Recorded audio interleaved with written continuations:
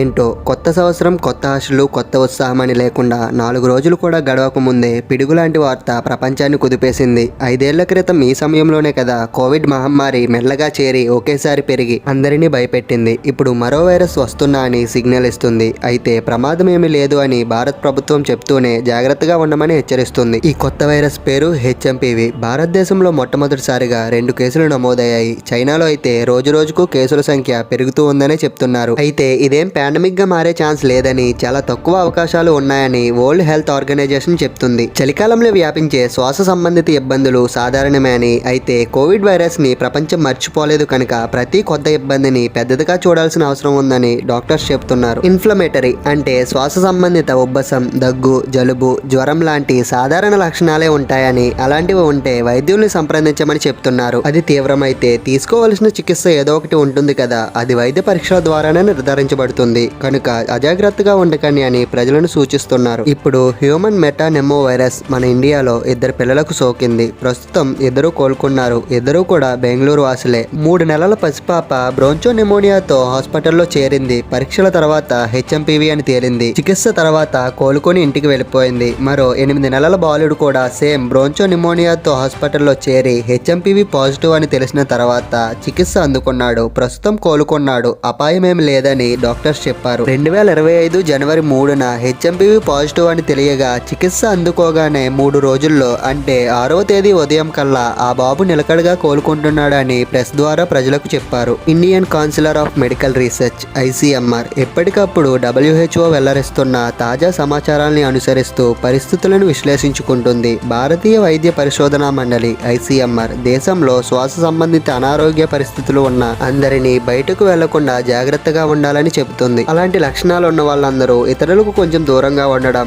దగ్గు వచ్చినప్పుడు hand kerchief అడ్డు పెట్టుకోవడం, ఎప్పటికప్పుడు చేతులు సబ్బుతో కడుక్కోవడం, కాలుష్యం ఉన్న ప్రాంతాలకు కొంచెం దూరంగా ఉండడం, సాధ్యమైనంత వరకు చల్లగాలి సోకకుండా జాగ్రత్త పడమని చెప్తుంది. ఇవన్నీ ముందు జాగ్రత్తలే కానీ ఎవరూ భయపడకండి. కానీ ఇబ్బంది ఏంటంటే చైనాలో మొదలైన హెచ్ఎంపీవీ వైరస్ వ్యాప్తి చెంది వైరస్ సోకిన వాళ్ళతో అక్కడ హాస్పిటల్స్ నిండిపోయేలా చేసింది. సరిహద్దు దేశాలకు పాకే అవకాశాలని కొట్టిపడేయడం లేదు కానీ ఆ దేశంలో మాత్రం తీవ్రత ఎక్కువగా ఉంది. అయితే భారతదేశంలో కేసులు నమోదు కావడానికి ఆ వైరస్ ఇక్కడికి రావడం కారణం కాదట. కర్ణాటక రాజధాని బెంగళూరులో హాస్పిటల్లో చేరిన 2 చిన్నారులు ఎక్కడికి ప్రయాణించలేదని ఖచ్చితంగా తేలింది. అయితే సదరు వైరస్ కొన్నాళ్లుగా ఇక్కడే ఉందని, ఇప్పుడు చైనాలో తీవ్రమైన వైరస్ మనకు తెలిసిన హెచ్ఎంపీవీ తాలూకా కొత్త వేరియంట్ అవునా కాదా అన్నది పరీక్షిస్తున్నామని ఐసీఎంఆర్ చెబుతుంది. ఈ 2 పిల్లల పెద్దవాళ్ళు కూడా ఎలాంటి ప్రయాణాలు చేసిన వారు కాదు అని చెప్తున్నారు. కాబట్టి ట్రావెల్ హిస్టరీ లేకుండానే హెచ్ఎంపీవీ దేశంలో ఉండి ఇప్పుడు కేసులు నమోదయ్యేందుకు సిద్ధంగా ఉండొచ్చు తప్ప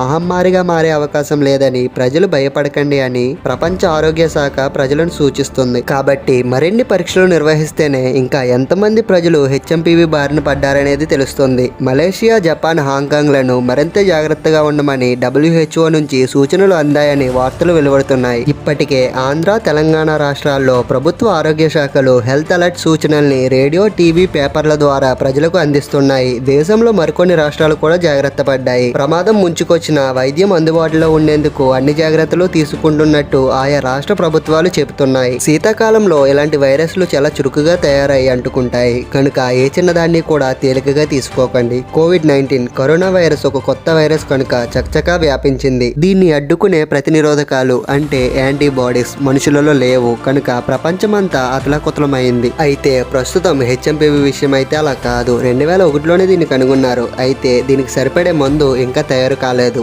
చాలా కాలంగా ఉనికిలో ఉన్నందున ప్రజలలో ఇమ్యూనిటీ కూడా పెరిగి ఉంటుంది. కాబట్టి ఇప్పటికిప్పుడు కింద మీద పడవలసిన అవసరం లేదని, మనుషుల్లో సరిపడే ఇమ్యూనిటీ పవర్ ఉందని ఐసీఎంఆర్ వివరిస్తుంది. కాబట్టి ఇప్పుడు మనం చూస్తున్న ఈ వైరస్ కొత్త వేరియంట్ అని నిర్ధారించే వరకు జాగ్రత్తలు పాటించాలి. కొత్త వేరియంట్ అయితే దాని తీవ్రత పట్ల ప్రత్యేకంగా ఎలాంటి జాగ్రత్తలు తీసుకోవాలో చెబుతారు. అయితే అంతవరకు మాత్రం ఎలాంటి ఆందోళనకు గురవ్వకుండా సావధానంగా వ్యవహరించాలి. భారత్ లో జనాభా 142 కోట్లకు మించి ఉంది. 2 దశాబ్దాలుగా హెచ్ఎంపీవీ ఇక్కడ ఉనికిలో ఉంది కనుక దాదాపు ప్రజలలో యాంటీబాడీస్ వృద్ధి చెంది ఉంటాయని వైద్యుల అంచనా. అటు అమెరికాలో కూడా ఈ వైరస్ బయటపడింది. ఎలాంటి దుర్వార్త రాలేదు కనుక ఎలాంటి భయాలు పెట్టుకోవద్దని చెప్తున్నారు. పైగా చైనాలో వైరల్ ఫీవర్స్ గత 5 సంవత్సరాలుగా వస్తూ పోతూ ఉండడం మామూలైపోయింది. ఈసారి మాత్రం హాస్పిటల్స్ నిండిపోయేంతగా ప్రజలు అస్వస్థతకు గురవడంతో మిగిలిన దేశాలు జాగ్రత్త పడుతున్నాయి. ఊపిరితిత్తుల సమస్యలు, శ్వాస సంబంధిత సమస్యలు ఉన్న వాళ్ళు జాగ్రత్తగా ఉండాలి. అవసరమైతే డాక్టర్ని విజిట్ చేయాలి. చైనా ప్రజల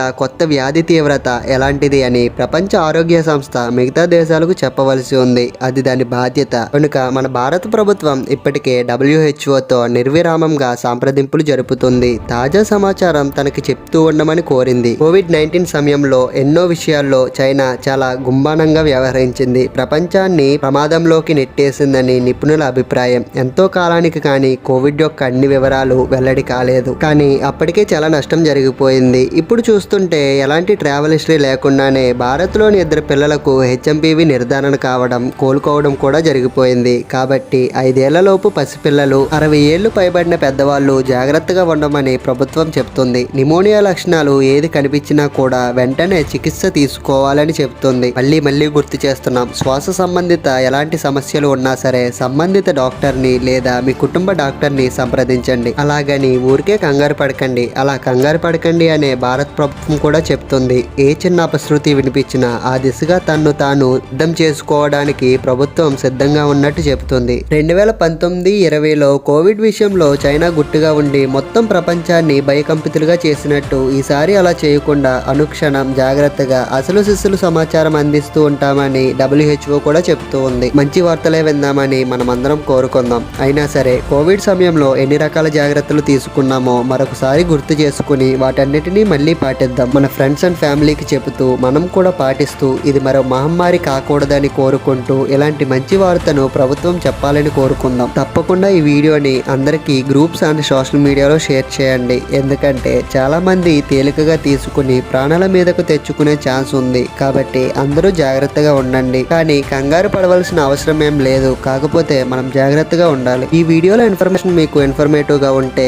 ఇలాంటి మరిన్ని వీడియోస్ కోసం సబ్స్క్రైబ్ చేసుకోండి. అలాగే బెల్ ఐకాన్ కూడా ఆల్లో పెట్టుకోండి. నెక్స్ట్ వీడియోలో మళ్ళీ కలుద్దాం.